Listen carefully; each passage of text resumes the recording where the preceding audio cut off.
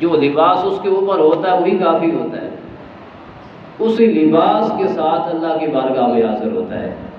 وہ یہاں سے نشانی لے کر جاتا ہے، باقی سارے مرنے والوں کے لباس کو اتار لیا جاتا ہے، لیکن جو لباس رب کے نام پہ اس نے استعمال کیا ہے، شریعت نے منع فرما دیا کہ اتارنا، یہ لباس بھی ساتھ لے کر میری بارگاہ میں آئے، وہ نشان بھی میرے بارگاہ میں لے کے، جو خون کا اوپر لگا ہوا ہے وہ نشان بھی ساتھ ہو، لباس بھی ساتھ ہو، میری بارگاہ میں آئے اس انداز میں۔ اور حدیث میں یہاں تک آتا ہے جو بندہ جس حال میں فوت ہوتا ہے اسی حال میں اٹھایا جاتا ہے۔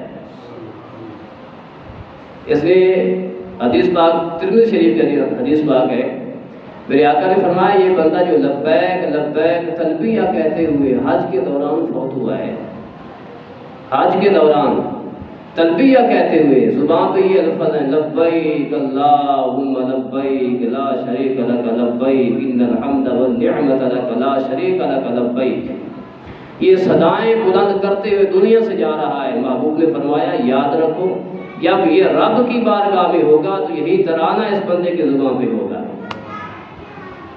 تو بندہ اسی انداز میں، جو شہید نہ ہو تو اس کا یہ انداز ہے، تو جو رب کے نام پہ شہید ہو چکا ہے اس کا انداز کیا ہوگا۔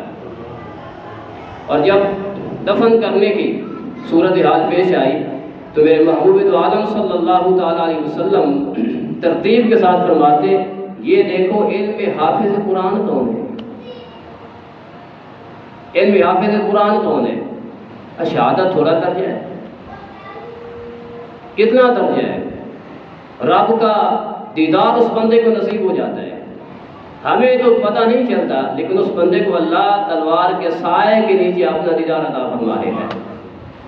جب شہید دنیا سے جاتا ہے دوسری تلوار نے کچھ یعنی مارا تھا، دیدار نے اس کو زندہ کر دیا، وہ رشتہ ہے جو زہری لحاظ سے اس نے جدا کیا، لیکن ہمیشہ کا جو زندگی ہے اللہ نے دیدار کے ذریعے سے اس کو ہمیشہ کی زندگی عطا فرما دی۔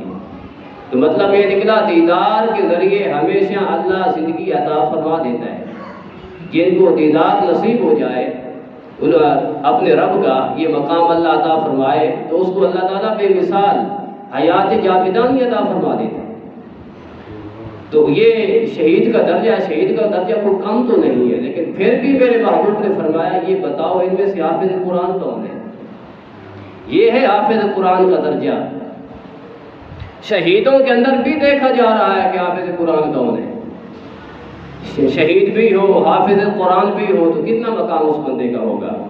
ایک کو یا تو یوں سمجھو کہ حافظ قرآن بھی قیامت کے دن ایسا ہوگا، شہداء بھی آئیں گے، حفاظ بھی آئیں گے، حامل قرآن بھی آئیں گے، تو اللہ فرمائے گا اے شہید تو بھی شفاعت کر لے، اے حافظ قرآن تو بھی شفاعت کر لے۔ اللہ شہید کو بھی اجازت دے گا کہ تو بھی شفاعت کر، اپنے رشتہ داروں کے لیے شفاعت کر، میں تیری بات کو قبول کروں گا کیونکہ تو نے سب کچھ میرے نام پہ لوٹا دیا ہے، آج میں تیری بات کو مانوں گا، جو کہے گا جس کے بارے کہے گا میں اس کو بخش دوں گا، جنت عطا فرما دوں گا۔ اور جس بندے نے سینے کے اندر قرآن کو جمع کیا ہے اللہ اس کو بھی فرمائے گا اے بندے تو نے میری رضا کے لیے اس قرآن کو، میرے قرآن کو سینے کے اندر جمع کیا ہے، یہ تیرا سینہ پاک ہے تو کوئی عام تو نہیں ہے، آج کسی کی نہیں مانی جائے گی، تیری تو مانی جائے گی، تیری بات تو سنی جائے گی، لوگ پریشان ہوں گے اور اس صراط التحاد کی صورت میں ہوں گے، ڈھونڈتے ہوں گے سہارے، سہارا ملے گا تو حافظ قرآن کا ملے گا، حافظ قرآن سہارا بنے گا لوگوں کا، اپنے خاندان کا سہارا بنے گا، جو عامل ہوگا عامل بالقرآن ہوگا، جس نے قرآن کو حفظ کیا اللہ کی رضا کے لیے اس پہ عمل بھی کیا ہے، اللہ بلا کر کہے گا حافظ قرآن میں تمہیں عصمت دیتا ہوں، اپنے 10 بندے جو چاہتا ہے ان کی سفارش کر، تیری سفارش قبول فرما کے اس کو جنت عطا فرما دوں گا۔ تو آقا دو عالم صلی اللہ علیہ وسلم اس دفن کے دوران میں فرماتے حافظ قرآن کو اس کو پہلے رکھو، مغرب کی طرف پہلے رکھو اس کو، پھر اس کے بعد دوسرے کو، پھر اس کے بعد تیسرے کو، یہ انداز تھا تدفین کا، گویا کہ مغرب کی طرف رکھنا، پہلے وہ بندہ اللہ کی بارگاہ میں جائے جو شہید بھی ہو حافظ قرآن بھی ہو، پہلے رکھنے کا مقصد یہ تھا پہلے رکھے یا پیچھے رکھے، اس میں کیا کچھ نظر آتا، لیکن میرے محبوب نے یہ سنت قائم فرما دی، سب سے آگے رکھنا، رب کے قریب وہ بندہ سب سے پہلے ہو جو شہید بھی ہو، حافظ قرآن بھی ہو، جس کو دوہری نسبت حاصل ہو۔ یہ حفظ قرآن کرنے کا درجہ اللہ کی بارگاہ میں ہے، پیارے مصطفیٰ کی بارگاہ میں ہے۔ اس طرح سارے شہداء کو دفن کیا گیا۔ جب سارے شہداء کو دفن کیا گیا تو میرے آقا دو عالم صلی اللہ علیہ وسلم اپنے غلاموں کو یاد فرماتے ہیں، میرے محبوب بھول نہیں جاتے، اپنے غلاموں کو بڑے یاد فرماتے ہیں۔ میرے آقا دو عالم صلی اللہ علیہ وسلم ہر سال شہداء احد کی مزاروں پہ جاتے ہیں، ہر سال جاتے ہیں۔ یہ 2 ہجری کا واقعہ ہے، 3 ہجری کا واقعہ ہے، جو احد کے اندر غزوہ احد پیش آیا اور صحابہ کرام نے شہادتیں پائیں۔ تو اس کے بعد میرے محبوب صلی اللہ علیہ وسلم کا ہر سال یہ طریقہ کار رہا۔ یہ 2 میل 2.5 میل اتنا تقریباً یہ مقام یہ دور ہے، پہاڑ ہے، تو اس مقام پہ آقا جاتے صلی اللہ علیہ وسلم، خود بنفس نفیس جاتے، کس کے لیے؟ اپنے غلاموں کو زیارت ادا فرمانے کے لیے۔ کیا کمال ہے، کتنی محبت ہے، کتنا عشق ہے اور کتنی لگن ہے اپنے یاروں کے ساتھ، جنہوں نے ہمارے نام پہ سب کچھ لٹایا ہے، ہم ان کو اپنا دیدار نہ کرائیں۔ آقا خود جاتے، آقا صلی اللہ علیہ وسلم خود ان کو یہ دیدار عطا فرماتے اور ان کے مزار پہ جاتے، اور اس کے بعد اور یہ کہتے السلام علیکم بما صبرتم فنعم عقبی الدار، اے میرے غلاموں تم پر سلام ہو، اے غلاموں تم پر سلام ہو۔ کس کے لیے آقا جاتے تھے؟ اپنے غلاموں کے پاس ملنے کے لیے جاتے تھے، ان کے ساتھ ملاقات کے لیے جاتے تھے۔ تو پتہ یہ چلا کہ ایسے محبوبین مقربین شہداء محبوبین ہیں کہ نہیں ہیں؟ ہے نا بھئی، تلوار سب کچھ مٹا دیتی ہے، تلوار کے ذریعے سے ہر گناہ معاف ہو جاتا ہے نا، ہر گناہ ختم ہو جاتا ہے، تلوار سب کچھ مٹا دیتی ہے، پاک کر دیتی ہے اس بندے کو، وہ بندہ محبوبین کے درجے میں چلا جاتا ہے۔ اللہ نے فرمایا نہیں اس جماعت کا تذکرہ کرتے ہوئے اور ان گروہوں کا تذکرہ کرتے ہوئے، من النبیین والصدیقین والشہداء، یہ ایسے لوگ ہیں جو انعام یافتہ لوگ ہیں۔ انعام یافتہ وہی ہوتا ہے جو محبوب مقرب ہو۔ یہ تیسرے درجے کی جماعت ہے، اس جماعت کی زیارت کرنے کے لیے، وہاں پہ جانے کے لیے سرکار خود جایا کرتے تھے۔ تو پتہ یہ چلا محبوبین کے مزاروں پہ جانا یہ تو میرے محبوب کی سنت ہے۔ میری بات آپ کو سمجھ آئی کہ محبوبین کی مزاروں پہ جانا، اس کا یہ مطلب نہیں کہ شہداء کا کوئی درجہ آقا کے درجے سے زیادہ ہے، یہ تو میرے محبوب کا کرم ہے کہ غلاموں کو نشانیں عطا فرما دی ہیں۔ یہ میرے محبوب کا فضل ہے اپنے غلاموں پہ، اور یہ سنت قائم کرتی تھی قیامت تک، تاکہ لوگوں کو پتہ چل جائے کہ جو اللہ والے ہوتے ہیں، جن پہ اللہ تعالیٰ کا کرم ہوتا ہے، ان کی مزاروں پہ جایا جاتا ہے اور سلام بھی کیا جاتا ہے اور ان کے دعائیں کرنا میں مصطفیٰ کی سنت ہے۔ آقا وہاں پہ جاتے اور کیا فرماتے؟ السلام علیکم، اور یہ فرماتے سلام علیکم، یہ کم اس کا واحد کاف ہے، کاکما کم عربی کے اندر، یہ اس کے لیے بولا جاتا ہے جس کو کچھ سمجھ آئے، خطاب اسی کو کیا جاتا ہے۔ میری بات آپ کو سمجھ آ رہی ہے؟ کیا فرمایا آپ نے؟ سلام علیکم، اے قبروں کے اندر سونے والوں تمہیں سلام ہو، قبر کے اندر سونے والوں تمہیں سلام ہو۔ یہ کم خطاب فرما کے فرمایا کہ تمہیں سلام ہو۔ اگر اگلے بندے کو سمجھ ہی کوئی نہ آئے تو سلام دینے کا مقصد جو قبر کے اندر موجود ہے، تشریف فرما ہے، اس کو سمجھ ہی کوئی نہ آئے کہ آنے والے نے کیا کہا ہے، تو پھر یہ سلام دینے کا مقصد کیا ہو؟ فوت ہو گیا۔ تو یہ علیکم کا لفظ، یہ اور قرآن کے اندر بھی یہ بات آتی ہے کہ وہ قیامت کے دن ہوگا۔ میرے آقا نے اسی زمانے کے اندر، اپنے زمانے کے اندر، اپنے زمانے نبوت کے اندر ہر سال جا کے یہ سلام کیا کرتے تھے، شہداء احد کو فرماتے تھے۔ یہ ان کی زندگی کے لیے نص قطعی قرآن کے اندر آ چکی ہے کہ وَلَا تَحْسَبَنَّ الَّذِينَ قُتِلُوا فِي سَبِيلِ اللَّهِ أَمْوَاتًا، میرے نام پہ مرنے والوں کے بارے میں مت گمان کرنا کہ وہ زندہ نہیں ہے، میں نے ان کو اپنی زندگی عطا فرما دی ہے۔ سلام علیکم، اللہ نے پیارے حبیب نے خود یہ سلام فرمایا کہ تم کو سلام ہو۔ قبر کے نیچے ہے، مٹی کے نیچے ہے، پتہ نہیں کہاں سے رزق آتا ہے، کہاں سے ان کو کچھ ملتا ہے، زندگی کو باقی رکھنے کے لیے اور اس کی بقا کے لیے ہماری زندگی کی بقا کے لیے تو سانس کی بھی ضرورت ہے، آکسیجن کی بھی ضرورت ہے، سب کو ہر شے کی ضرورت ہے۔ اللہ نے انتظام خود سے فرما دیا ہے، ان ربہم یرزقون، اللہ خود ان کو رزق بھی عطا فرماتا ہے اور اللہ زندگی بھی عطا فرما دیتا ہے۔ یہ کون لوگ ہیں جنہوں نے اللہ کے نام پہ اپنی جان کا نذرانہ دیا، جان کا نذرانہ دیا، جان کو لٹا دیا، اللہ نے ان کو دیدار کے ذریعے سے اپنی زندگی عطا فرما دی۔ یہ ہے جہاد۔ یہ کیا ہے؟ یہ آج ہم کتابوں کے اندر پڑھتے ہیں، اور جو پرانی عربی ہے، اصل عربی کا ماخذ سیکھنے کے لیے یہ کرنا پڑتا ہے کہ شعراء کو پڑھنا پڑتا ہے، تب حقیقی عربی سمجھ آتی ہے، اس کا مزاج سمجھ آتا ہے۔ اور وہاں پہ ایک شاعر گزرا ہے متنبی، اس نے یہ شعراء پہ کتاب لکھی ہے جو ہم اپنے مدارس کے اندر پڑھاتے ہیں۔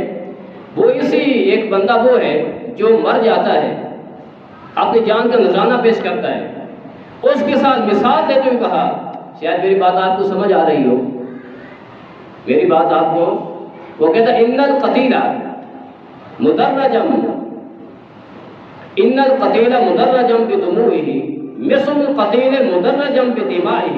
وہ کہتا ہے جو بندہ آنسو بہا بہا کے مر جاتا ہے، اس کی مثال ایسے ہے جیسے کوئی بندہ کٹ کر خون میں مر جاتا ہے، اس جیسا ہی ہوا کرتا ہے۔ آنسو بہا بہا کے مرنا، کسی کی رضا کے لیے اندر سے ہی ہر وقت اس کی طرف میلان رکھنا، یہ بھی قتیل کی مثل ہے، یہ بھی شہید کی مثل ہے۔ اس لیے علماء فرمانا کشتگان خنجر تسلیم را، ہر لحظہ تات بے ریا، یہ جو اللہ والے ہوتے ہیں ان کا انداز بھی یہی ہوتا ہے، ہر لحظہ ہر زمان اللہ کی طرف لو لگی ہوتی ہے لوگوں کی، وہ تو ہر وقت مجاہدہ کر رہے ہوتے ہیں، جہاد کر رہے ہوتے ہیں، آنکھوں سے آنسو بہاتے ہیں، صبح اٹھ کر آہوساری کرتے ہیں، اپنے رب کو مناتے ہیں۔ یہ کشتگان خنجر تسلیم را ان القتیل مدرجم بدموعہ، جو بندہ آنسو بہا بہا کے شہید ہو جاتا ہے اس کا درجہ وہی ہوتا ہے جو بندہ تلوار کے ذریعے سے اپنی جان کا نذرانہ پیش کر دیا کرتا ہے۔ جب وہ زندہ جس کے جسم پہ تلوار چلی، خون نکلا، وہ شہید ہو گیا، جیسے اس کا درجہ ہے۔ اور جو بندہ آنسو بہا بہا کے اس مقام تک پہنچتا ہے، اللہ اس کو بھی وہی درجہ عطا فرما دیتا ہے۔ پتہ یہ چلا جو بندہ شہادت پا کے زندہ ہے اور اس کو اللہ نے بے مثال زندگی عطا فرما دی ہے، جو رب کے نام پہ لیل و نہار کو قربان کرتے ہیں، اپنی سحر اور شب کو قربان کرتے ہیں اور اپنی راتوں کو قربان کر دیتے ہیں، تو خالق کائنات ایسے اولیاء کو بھی اپنی زندگی عطا فرما دیتا ہے۔ اللہ ایسے اولیاء کو بھی، ایسے ولیوں کو بھی آپ اپنی زندگی عطا فرما دیتا ہے۔ میرے محبوب دو عالم صلی اللہ علیہ وسلم وہاں پہ گئے، صدیق اکبر بھی جاتے تھے، ہر سال جاتے تھے۔ کان ابو بکر رضی اللہ تعالیٰ عنہ بعد النبی صلی اللہ علیہ وسلم یفعلہ، جیسے آقا جاتے تھے ایسے ہی صدیق اکبر بھی جاتے تھے، پھر فاروق اعظم بھی جاتے تھے۔ کیا کہتے؟ سلام علیکم بما صبرتم، اے عہد والو تمہارے اوپر سلام ہو۔ کیا کہتے تھے؟ یہ صدیقی، یہ شیخین کا طریقہ بھی ہوا، صحابہ کی سنت بھی ہوئی، پیارے مصطفیٰ کریم کی سنت بھی ہوئی کہ مقربین کی مزاروں پہ جا کے سلام کرنا، یہ صحابہ کی بھی سنت ہے، آقا پیارے مصطفیٰ کی بھی سنت ہے۔ آقا جا کے سلام کہتے، آقا وہاں پہ جا کے سلام کہتے۔ آقا نے یہاں کے سلام، آخری جب آقا کا آخری سال تھا، 8 سالوں کے بعد، حدیث میں آتا ہے، یہ میں نے اس لیے اپنے سامنے بخاری رکھی ہے، میں چاہتا تھا کہ الفاظ پڑھ کے آپ کو وہ سنا دوں جو آقا صلی اللہ تعالیٰ علیہ وسلم سے حدیث عقبہ بن عامر رضی اللہ تعالیٰ عنہ نے روایت کی ہے۔ اور فرماتے ہیں صلی اللہ رسول اللہ صلی اللہ علیہ وسلم علی قتل احد بعد 8 سنین، 8 سالوں کے بعد میرے محبوب نے پھر نماز ادا فرمائی۔ 8 سالوں کے بعد ایک نقطہ عرض کرتا چلوں آپ کے ذہنوں میں بات آ جائے تو، شرعی لحاظ سے شریعت کے اندر یہ انداز ہے جو بندہ بغیر نماز جنازہ کے دفن کر دیا جائے، بغیر نماز جنازہ کے دفن کر دیا جائے، 3 دن سے پہلے نماز جنازہ پڑھی جا سکتی ہے، 3 دن کے بعد اجازت نہیں ہے۔ کیوں؟ کہ جسم کے اندر وہ چیز پھولنا پھٹنا جو جسم کے لوازمات میں سے وہ شروع ہو جاتے ہیں، اس کے بعد نماز جنازہ نہیں ہے۔ اب یہاں پہ بتائیے کہ یہاں پہ لفظ کیا آ رہے ہیں؟ ثمانین سنین، 8 سالوں کے بعد میرے محبوب نے نماز جنازہ پھر پڑھائی۔ کتنے سالوں کے بعد؟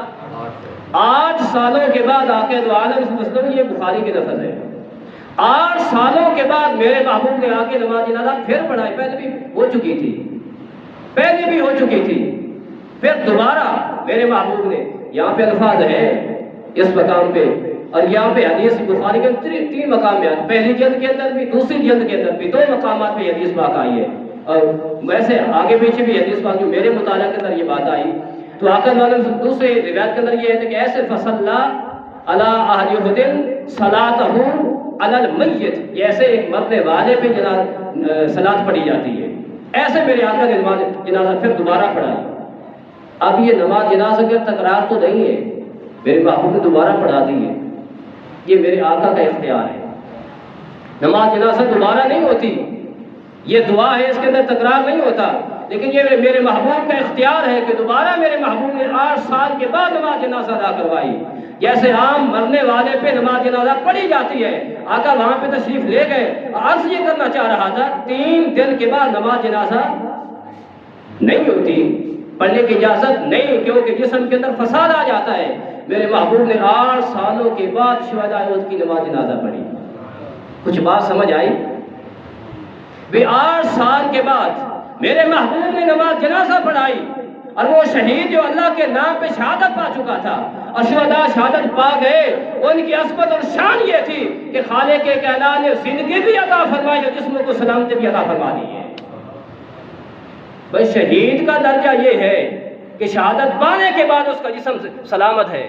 اگر جسم فاسد ہو جاتا، جیسے عام بندے کے لیے منع کر دیا گیا کہ 3 دنوں کے بعد نماز جنازہ نہیں ہے، 4 سال کے بعد پڑھی جا سکتی ہے، 8 سالوں کے بعد پڑھی جا سکتی ہے، یہ بخاری کے لفظ ہے، تو پتہ یہ چلا شہید کو خالق کائنات وہ مقام عطا فرما دیتا ہے جو رب کے نام پہ کٹ جاتا ہے ظاہری لحاظ سے، اور اس کے جسم کے ریسہ ریسہ ہو جاتے ہیں، ٹکڑے ہو جاتے ہیں، اللہ اس کے جسم کو سلامتی بھی عطا فرماتا ہے، حیات جاویدانہ بھی عطا فرما دیتا ہے۔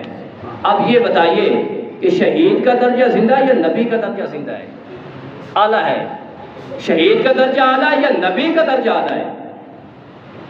آپ فیصلہ کریں، آپ نبی کا درجہ اعلیٰ ہے یا شہید کا؟ نبی کا درجہ اعلیٰ ہے شہید سے۔ من النبیین والصدیقین والشہداء، قرآن نے تیسرے مقام پہ رکھا شہداء کو۔ اگر شہید کا درجہ یہ ہے، 8 سالوں کے بعد میرے محبوب نے یہ نماز جنازہ پھر دوبارہ پڑھا کے بتا دیا، ان کی زندگی بھی باقی ہے، جسم بھی باقی ہے، جس نبی کی امت میں شامل ہونے کی وجہ سے اور اطاعت کر جانے کی وجہ سے اور غلامی پا جانے کی وجہ سے خالق کائنات جسم کی سلامتی عطا فرماتا ہے، اس محبوب کی جسم کا مقام کیا ہوگا؟ اس محبوب کی جسمانی حالت کیا ہوگی؟ جیسے میرے امام نے فرمایا ان اللہ حرم علی الارض ان تأکل اجساد الانبیاء، خالق کائنات نے جسموں پہ حرام فرما دیا ہے کہ یہ زمینیں انبیاء کے جسموں کو چھیڑے، یہ ہمیشہ کے لیے زندہ ہے، یہ ایک وقت ہے، اللہ تعالیٰ کا فیصلہ ہے، موت آئی، موت آنے کے بعد خالق کائنات نے جیسے شہید کو ہمیشہ کی زندگی عطا فرما دی ہے، ایسے اپنے انبیاء کو اور اپنے پیغمبروں کو، رسولوں کو اس وعدہ کو پورا کرنے کے بعد خالق کائنات نے کہیں اعلیٰ بے مثال زندگی عطا فرما دی ہے، بے مثال زندگی عطا فرما دی ہے۔ آقا آئے، میری بات سمجھ آئی آپ کو؟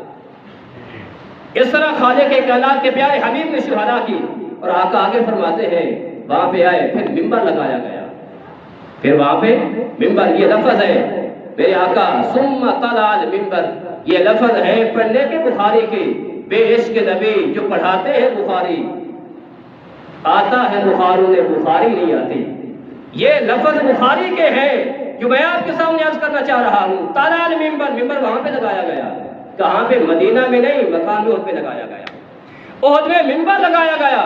کیا اولیاء کے مزاروں پہ ممبر لگتے ہیں کہ نہیں لگتے؟ وہاں پہ رب کی ربوبیت بیان ہوتی ہے کہ نہیں ہوتی؟ وہاں پہ ان کی شانوں کو بیان کیا جاتا ہے کہ نہیں کیا جاتا؟ کہ اس قبر والے کو جو مقام ملا رب کی ریاست کرنے کی وجہ سے، رب کی عبادت کرنے کی وجہ سے اور اللہ تعالیٰ کے حکام پہ عمل کرنے کی وجہ سے اس بزرگ کو یہ مقام ملا ہے۔ میرے محبوب نے ممبر لگوایا، اور ممبر پہ میرے محبوب تشریف فرما ہوئے، ممبر لگا کر شانوں کو بیان کرنا یہ سنت مصطفیٰ ہے، یہ سنت مصطفیٰ۔ 8 سالوں کے بعد میرے محبوب نے ممبر لگوایا، یہ آخری سال تھا میرے محبوب کا۔ آخر میں حدیث پہ یہ لفظ عقبہ بن عامر فرماتا ہے فقالت آخر نظرۃ، یہ میری آخری نظر تھی جس نظر سے میں نے محبوب کو دیکھا تھا، آخری دیدار تھا آقا کا جو میں نے کیا، جس کے بعد مجھے دیدار نہیں ہوا۔ یہ آخری سال تھا میرے محبوب کے دنیا سے جانے کے دن تھے۔ آقا محبوب میرے اپنے غلاموں کو ملنے کے لیے ان کے ساتھ ملاقات کے تشریف لے کے گئے تھے۔ حدیث کے لفظ ہے بخاری کا مودع للاحیاء والاموات، جیسے کوئی بندہ زندہ لوگوں کو الوداع کہتا ہے اور فوت شدہ کو الوداع کہتا ہے۔ بہرحال یہ حدیث تو تشریح چاہتی ہے، کیا کریں لفظ کے وقت کے دامن میں گنجائش نہیں ہوتی، بہرحال مختصر عرض کرتا ہوں اور اس کی تفصیل نہیں کرنا چاہتا۔ میرے آقا نے وہاں پہ ممبر لگوایا، ممبر پہ جلوہ افروز ہوئے، جو لفظ ہیں وہ پورے کر دوں، آپ کو سنا دوں اور ترجمہ پڑھ دوں۔ سرکار نے فرمایا انی بین ایدیکم فرد، اے میرے غلاموں 1400 صحابہ سامنے موجود ہیں، ممبر لگا ہوا ہے، یہ اس کی شکل ہے کہ نہیں ہے؟ بھئی 1400 صحابہ بھی بیٹھے ہوں، آقا ممبر پہ جلوہ افروز ہوں، تو کیا یہ محفل کی صورت ہوگی کہ نہیں ہوگی؟ آقا چاند کی طرح چمکتے ہیں، صحابہ ستاروں کی مانند بیٹھے ہیں، یہ انداز ہے میرے محبوب کا۔ اور میرے محبوب وہاں پہ یہ باز فرما رہے ہیں، اور میرے محبوب کی زندگی کا آخری باز ہے، اور وہ بھی کہاں پہ؟ قبرستان کے اندر، مزار شہداء احد پہ یہ کیا جا رہا ہے۔ اور وہاں پہ میرے آقا نے فرمایا اے میرے صحابہ میں تمہارا فرد ہوں، میں تم سے پہلے جانے والا ہوں۔ فرد اس کو کہتے جو پہلے جائے اور سارے انتظام کر دے، جو سارے انتظام کرے، بعد میں آنے والوں کو کوئی مشکل پیش نہ آئے، اس کو فرد کہتے ہیں۔ اس کو آقا نے فرمایا میں دنیا سے جا رہا ہوں، میرے غلاموں دنیا سے میں جانے والا ہوں اور پہلے جانے والا ہوں۔ حدیث میں آتا ہے جس امت پہ خالق کائنات کرم فرمانا چاہتا ہے، اس امت کے نبی کو پہلے اپنی بارگاہ میں بلا لیتا ہے، اس امت کے نبی کو پہلے اپنی بارگاہ میں بلا دیتا ہے۔ خالق کائنات کے پیارے نبی فرمایا میں جانے والا ہوں، تم سے پہلے جانے والا ہوں، فرد بنوں گا تمہارا، تمہارے انتظار کروں گا وہاں پہ، اور وہاں پہ تمہارے لیے انتظام کروں گا، جب تم آؤ گے تمہیں پریشانی نہیں ہوگی، تمہیں پریشانی نہیں ہوگی۔ آقا نے فرمایا وانا علیکم شہید، میں تمہارے اوپر گواہ ہوں۔ یہ مت سمجھنا مجھے پتہ نہیں ہوگا، آج بھی تمہیں پتہ ہے، تمہاری حالت کا پتہ ہے، اور بعد میں بھی تمہارا مجھے پتہ ہوگا کہ اس حالت میں تم میری بارگاہ میں آؤ گے، میں تمہیں پہچانوں گا۔ آقا نے فرمایا تورد علی اعمال امتی، کیا کریں ٹائم نہیں ہوتا وہاں اس کو کھولا جاتا۔ آقا نے فرمایا میں شہید ہوں، میں دیکھتا ہوں تمہارے اعمال کو، سب کچھ دیکھوں گا جب تم آؤ گے، تم دنیا میں رہو گے جو کچھ کرو گے میں آج بھی دیکھ رہا ہوں، کل قیامت کو بھی تمہیں بتا دوں گا کیا کر کے آئے ہو، کیسا رہے ہو، کیسی زندگی گزاری ہے۔ آقا فرماتے ہیں سارے اعمال میری بارگاہ میں پیش کیے جاتے ہیں، صبح شام پیش کیے جاتے ہیں، میں پہچانتا ہوں کہ میرا عاشق کیا کرتا ہے۔